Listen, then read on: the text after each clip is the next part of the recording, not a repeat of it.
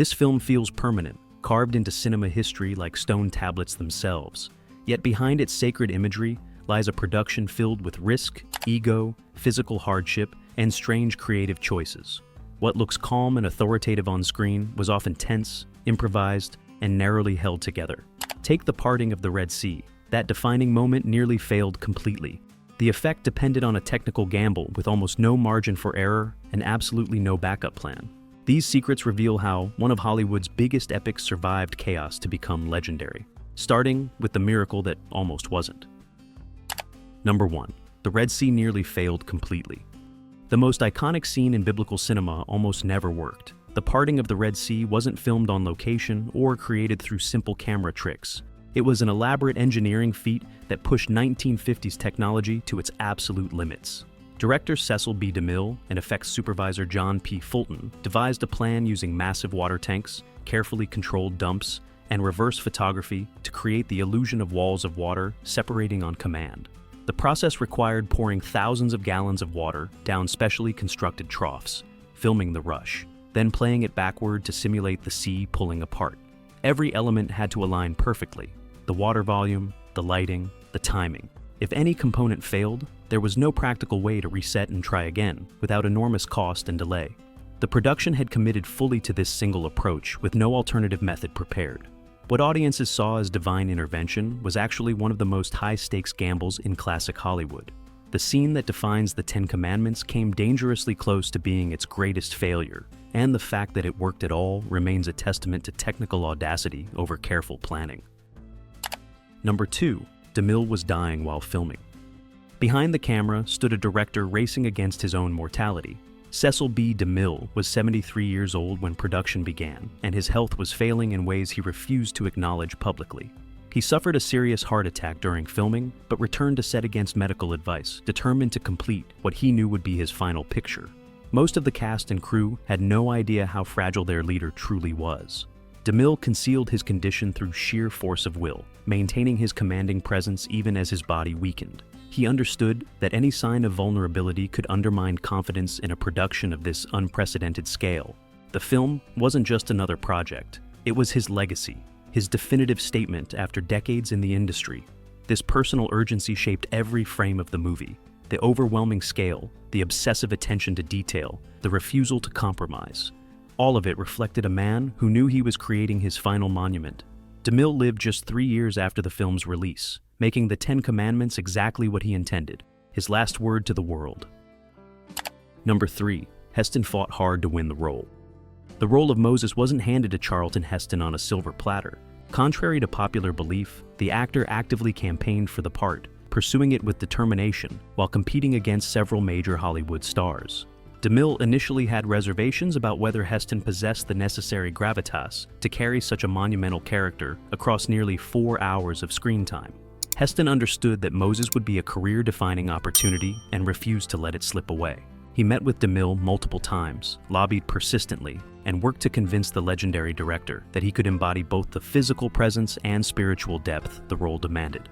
Other actors were seriously considered, but Heston's relentless pursuit gradually wore down DeMille's skepticism.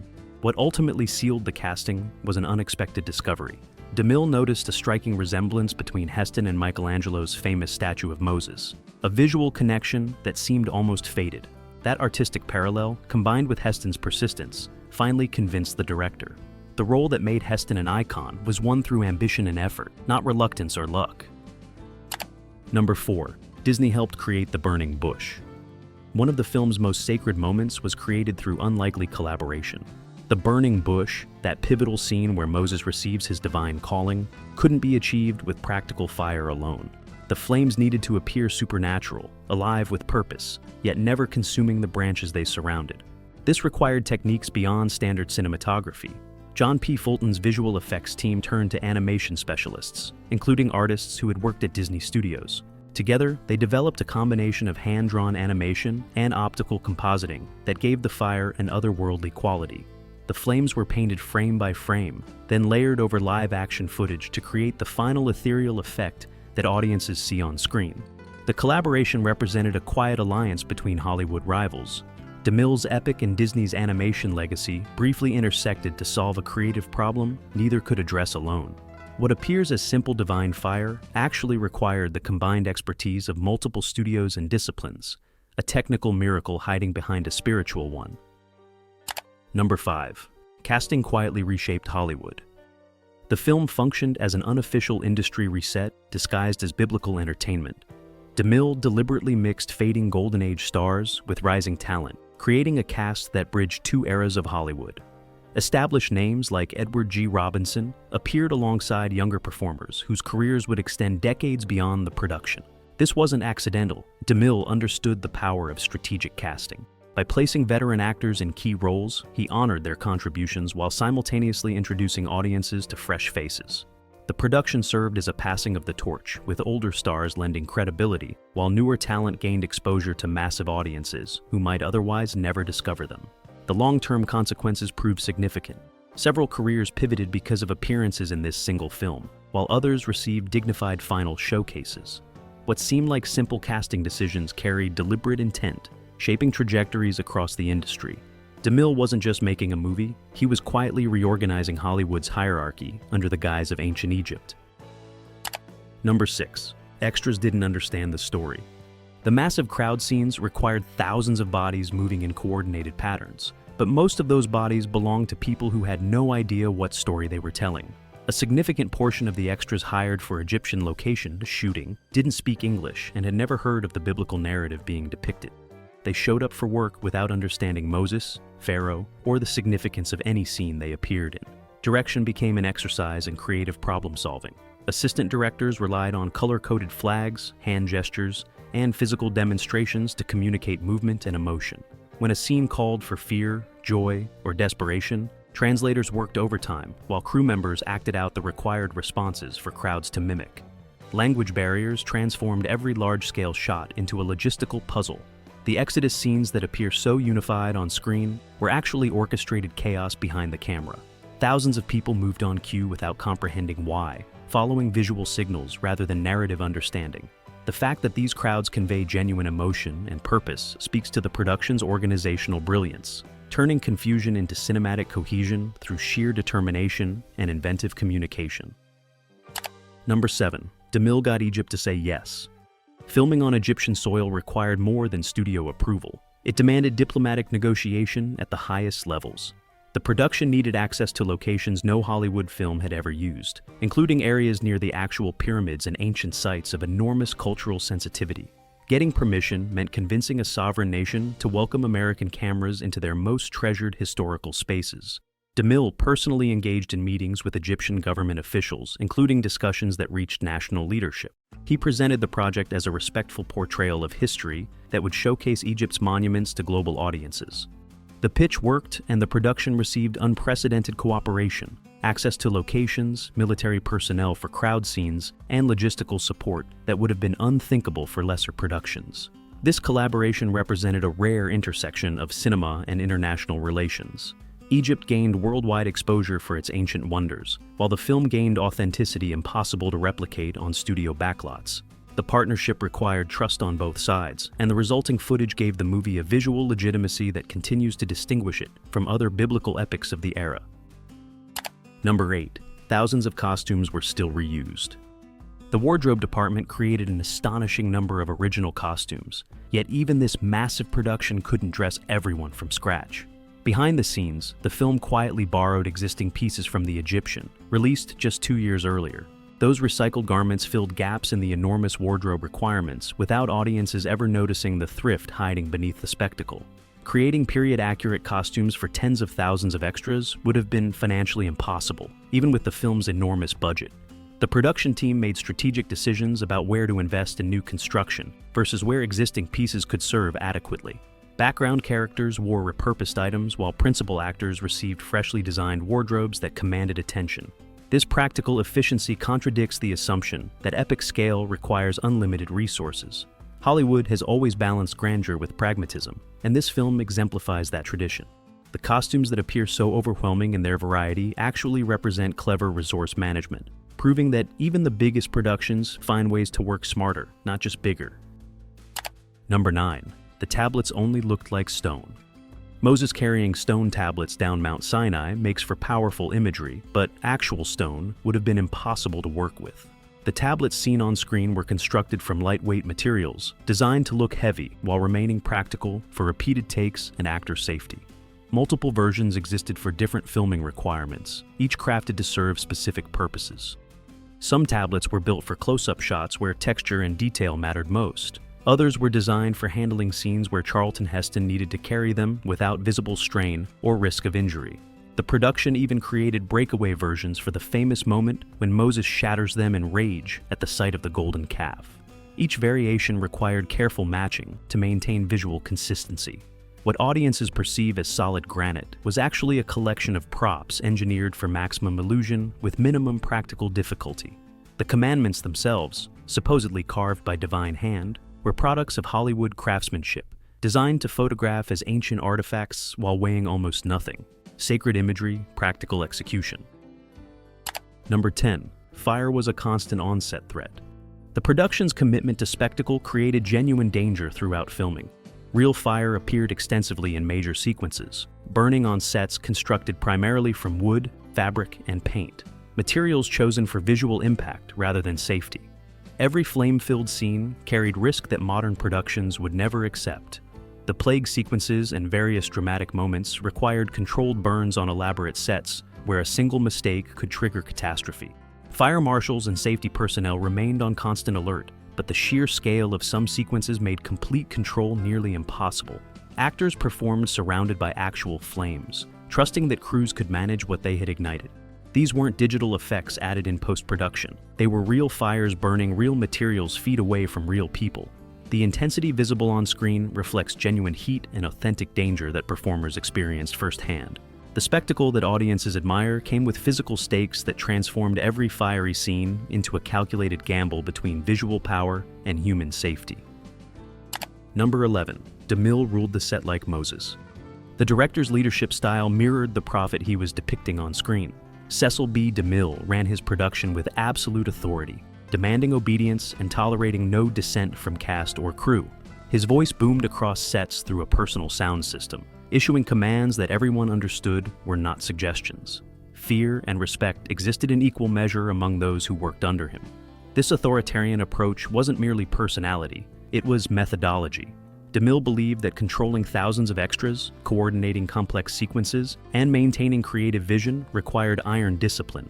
He dressed formally on set, maintained emotional distance from most personnel, and cultivated an image of unquestionable command. Workers who challenged his decisions rarely got second chances. The parallel between director and character became impossible to ignore. Just as Moses led the Israelites through sheer force of conviction, DeMille guided his production through dominance and unwavering certainty. Whether this management style was admirable or problematic depends on perspective, but its effectiveness proved undeniable. The film's cohesion reflects a singular vision enforced by a man who accepted nothing less than complete control. Number 12. Brynner was cast because he was bald. Yul Brynner's iconic shaved head wasn't created for the role of Ramesses. It predated the film by years. The actor had adopted his distinctive look long before DeMille came calling, maintaining it as a personal trademark that set him apart from every other leading man in Hollywood. When casting the Egyptian pharaoh, DeMille saw that existing baldness as an asset rather than something requiring alteration. The visual power of Brynner's appearance made him physically perfect for ancient royalty. His shaved scalp suggested both exoticism and authority, qualities essential for portraying one of history's most famous rulers. Rather than asking Brynner to grow hair or wear a wig like other actors might, DeMille embraced what already existed and built the character's look around it. This casting decision demonstrated how physical distinctiveness could drive creative choices. Brynner's appearance influenced costume design, makeup decisions, and even how scenes were blocked to emphasize his striking silhouette. What began as one actor's personal style choice became integral to the film's visual identity, a reminder that sometimes the best creative decisions involve recognizing what's already perfect. Number 13. Desert heat nearly broke the cast. Location filming pushed human endurance to dangerous limits. The Egyptian desert, where key sequences were shot, reached temperatures that made elaborate period costumes feel like portable ovens. Actors wrapped in heavy robes, wigs, and accessories suffered through conditions that would violate modern workplace safety standards without question. Exhaustion and dehydration became constant companions for the cast. Between takes, performers sought whatever shade existed, while crews worked to keep them functional for the next shot. The physical toll rarely appeared in publicity materials, which emphasized glamour over struggle. What looked majestic on screen often felt miserable behind the camera. Charlton Heston and other principal actors endured particularly grueling conditions given their extensive screen time and elaborate costumes. The commitment required to deliver emotional performances, while physically suffering demonstrated professionalism that audiences never fully appreciated. Every powerful moment filmed in those locations carries invisible weight. The cost of human discomfort transformed into timeless imagery. Number 14. Miracle scenes allowed almost no retakes. The film's most spectacular sequences operated under pressure that modern directors would find unthinkable. Large-scale miracle scenes involving thousands of extras, elaborate practical effects, and complex choreography could only be attempted once or twice before budget and logistics made additional takes impossible. What appeared on screen had to work immediately, or not at all. Consider the coordination required for the Exodus sequences alone. Thousands of people, hundreds of animals, massive set pieces, and precise timing all needed to align perfectly within extremely limited windows. Resetting such scenes would require hours of reorganization, additional payments, and scheduling nightmares that compounded with each failed attempt. The margin for error approached zero. This constraint influenced how sequences were planned and executed. Every element received exhaustive preparation because spontaneous correction wasn't an option. The miracles that define the film weren't just narrative achievements. They were logistical ones, captured through preparation so thorough that first takes had to succeed. Divine intervention on screen required almost superhuman coordination behind it. Number 15. The music was treated like scripture. Composer Elmer Bernstein's score received attention typically reserved for dialogue and visual effects. DeMille involved himself deeply in musical decisions, treating the soundtrack as moral architecture rather than mere accompaniment. Every theme, every crescendo, every quiet moment received scrutiny from a director who understood music's power to guide audience emotion and interpretation. The score couldn't simply sound impressive, it needed to feel spiritually authoritative. Bernstein composed themes that differentiated sacred moments from secular ones. Hebrew suffering from Egyptian power, divine presence from human drama. Each musical choice carried weight, designed to tell viewers how to feel about what they were witnessing without explicit instruction. This approach elevated the soundtrack beyond typical epic film scoring. Music became another tool of DeMille's total control, shaping interpretation as deliberately as camera angles or lighting choices. The result is a score that feels inseparable from the imagery it accompanies, not background enhancement, but essential storytelling, treated with reverence matching the subject matter itself. Number 16. Moses is rarely shown above others. A subtle visual strategy runs throughout the film that most viewers never consciously notice. Despite portraying history's most famous prophet, the camera rarely positions Moses physically above the people he leads. Blocking choices consistently keep Charlton Heston at eye level with crowds, servants, and followers, rather than elevating him on platforms or steps that would emphasize superiority. This wasn't accidental framing, it was deliberate symbolic communication. DeMille understood that Moses derived authority from divine appointment, not personal ego. Showing him towering over others would suggest a leader demanding worship rather than one serving a higher purpose. The visual humility reinforced the character's spiritual journey from prince to humble servant of God. Watch any crowd scene carefully, and the pattern becomes unmistakable. Even when Moses addresses thousands, he stands among them rather than above them. The staging tells a story separate from dialogue, a man chosen for a mission he didn't seek, leading through conviction rather than domination.